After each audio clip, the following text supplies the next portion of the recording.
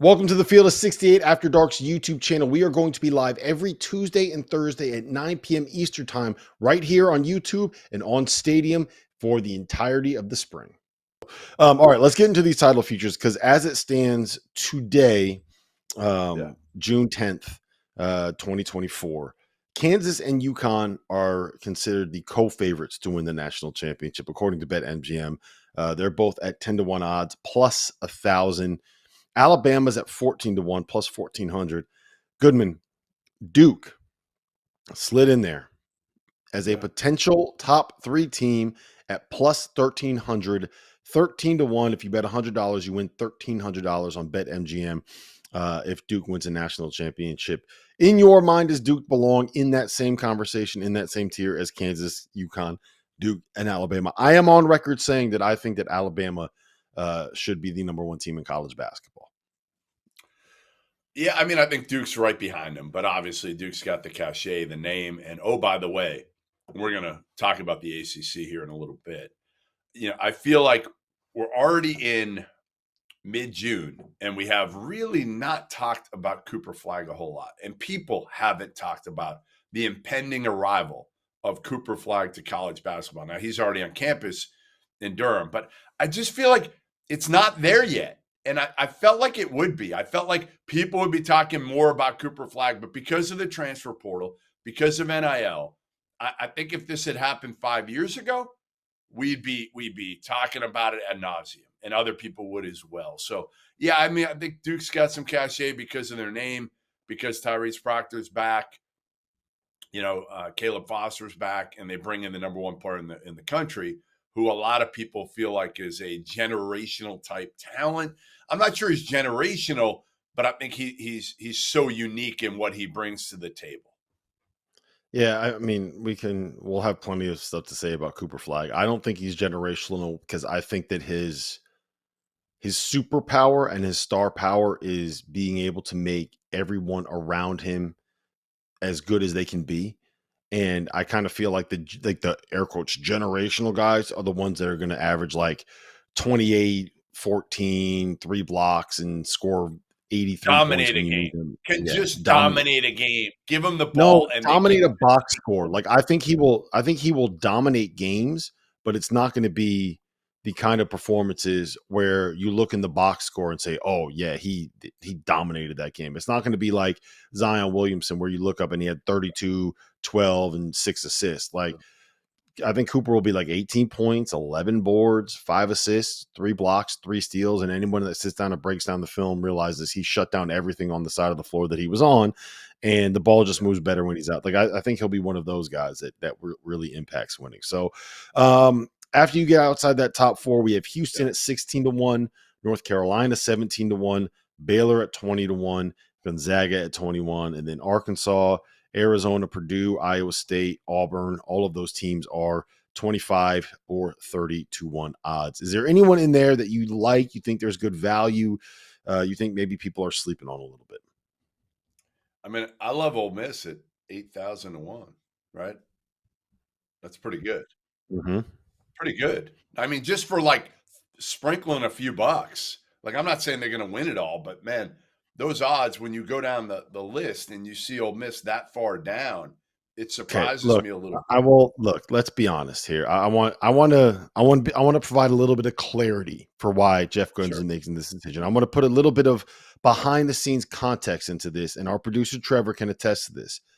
There is nobody on this here planet Earth that loves cashing out a bet more than Jeff Goodman does. So his entire plan here is he's going to bet his net worth on Ole Miss at 8,000-1 or plus 8,000 at 80-1. Wait till that odds comes down to like 25-1 and hit that cash out button. That's all he's trying to do. So if you're going to make this bet, just make sure you're ready to cash out once those odds go down, because that is all Jeff wants to do in this situation. Tell me I'm wrong, Jeff, and don't lie to the people. No, you're right to some degree. I also like Iowa State. I mean, they're behind a lot of these schools that I think Iowa State right now, they have a recipe. I don't know if they have the highest ceiling to be able to do this and win the whole thing, but most people are going to have Iowa State as a top 5-ish preseason team, and rightfully so. They bring back, their top 3 players, including Lipsy, who's one of the best point guards in the country.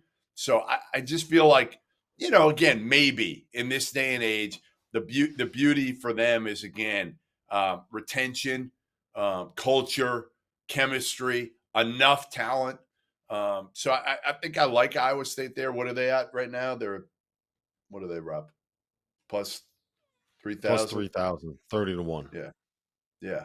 So that's pretty good. I mean, they're behind Purdue, Arkansas, Arizona, Gonzaga, all those teams. Um, for me, they'd be like right on the fringe of top 5. So those are 2 that stick out to me as much as anybody. I'm I have trying a to see if couple there's more that stick out. oh, I'm gonna throw yeah. these at you, right?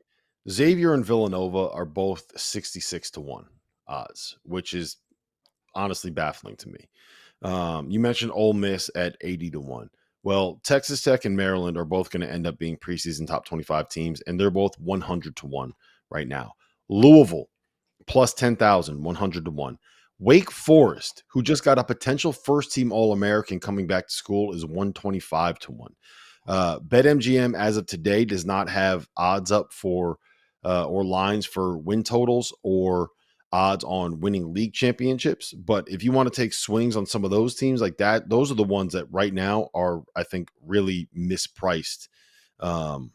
Mispriced according to BetMGM. Like Wake Forest at 125 to 1 is just baffling to me, especially when they're getting Hunter Salas back.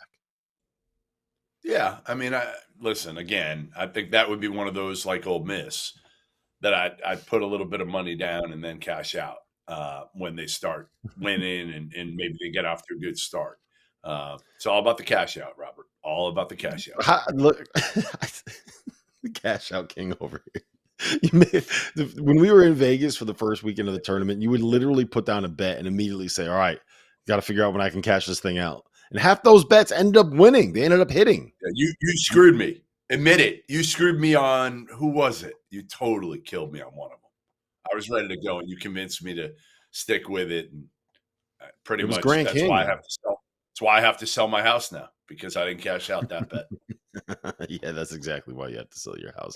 What about Kentucky? Let's talk about those Wildcats. At 35 to 1, it feels weird that we're having a conversation about teams that can win a national title in college basketball.